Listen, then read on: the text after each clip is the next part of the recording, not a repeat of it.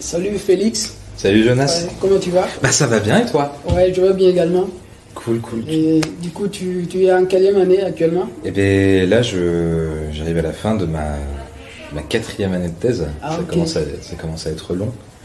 Ça commence à être long. T'en es où toi? Moi, je viens tout juste de commencer, hein.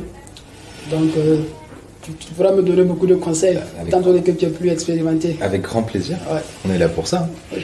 Du coup, sur quoi tu travailles? Moi, je travaille sur la réduction de l'utilisation des pesticides en viticulture. Et au fait, l'idée, c'est de voir si on peut proposer des solutions innovantes aux viticulteurs en fonction de leur cycle de vie. Et donc, dans ma thèse, au fait, tout ce qui est adoption de solutions innovantes est considéré comme une innovation dans ma thèse. Et donc, l'idée, vraiment, c'est de voir quel est l'impact au fait du cycle de vie sur l'adoption d'innovation en viticulture. Ok, et du coup, lorsque tu parles d'innovation, c'est des innovations techniques spécifiquement ou c'est toutes les innovations? Justement, par rapport à ça, la littérature vraiment parle d'assez types d'innovations. Par exemple, des innovations technologiques, sociales, organisationnelles et institutionnelles. Tout est dedans. Oui, tout est dedans. Même si c'est vrai que, bon, quand on parle d'innovation en agriculture, les gens ont tendance à penser à l'innovation technologique seulement, mais il y a plusieurs types d'innovations qu'on peut citer. Trop cool. Ouais. Et toi, tu travailles sur quoi? Moi, je travaille sur plein de choses dans ma thèse. De manière générale, je travaille sur des questions de soutenabilité environnementale du développement international, des processus de développement international. Okay. Et c'est très vaste.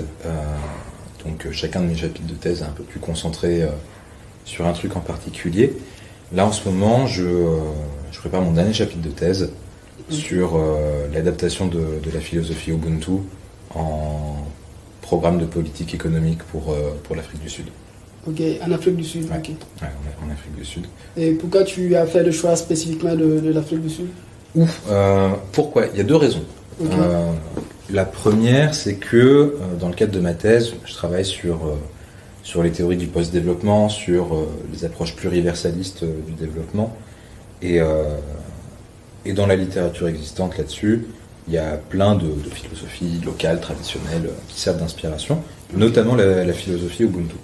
Okay. Et comme dans mon travail, j'aspire à faire de la modélisation derrière, il me fallait un pays candidat qui ait à la fois ce potentiel d'exploitation d'une philosophie traditionnelle qui rentre dans le cadre des théories du post-développement, et un pays qui existe déjà dans le modèle que je vais utiliser pour pas que moi j'ai à faire tout le travail de calibrage, de rassemblage des données, d'adaptation du modèle à ce contexte national particulier. Et du coup, je travaille avec le Millennium Institute, qui est un institut de recherche américain qui a développé le modèle en question. Et il y avait deux candidats qui sont ressortis de ces deux critères-là. Il y avait l'Afrique du Sud, donc, et le Brésil. Et j'ai contacté des collègues dans les deux pays, et ceux qui m'ont le plus répondu et le plus vite, c'est en Afrique du Sud. Ah, okay. Et donc, c'est comme ça que ça a été décidé. Ok.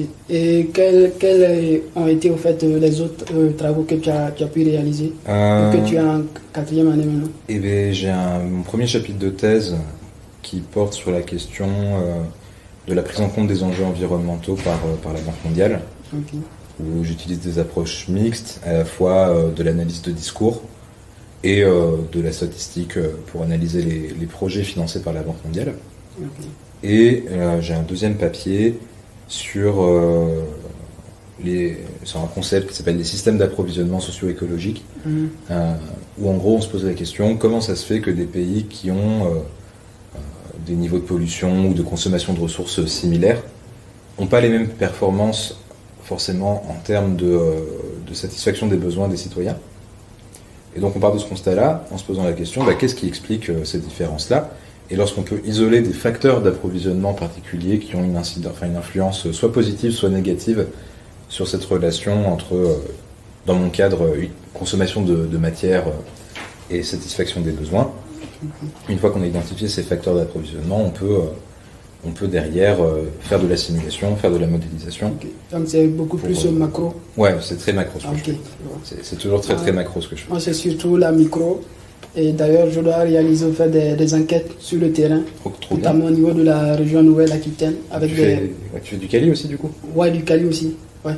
Avec des viticulteurs pour voir au fait quelle quel comportement ils ont en matière de combinaison d'innovation. Parce que ce sur quoi je travaille actuellement, en fait, est lié à la combinaison d'innovation. Et l'idée est de clarifier, au fait, le concept d'innovation en agriculture et voir, au fait, quel type d'innovation sont les plus combinés. Donc, l'idée maintenant, c'est de faire des entretiens avec des viticulteurs pour voir, au fait, quel type d'innovation ils combinent le plus et quelles sont les interactions qu'on peut avoir entre les différents types d'innovation.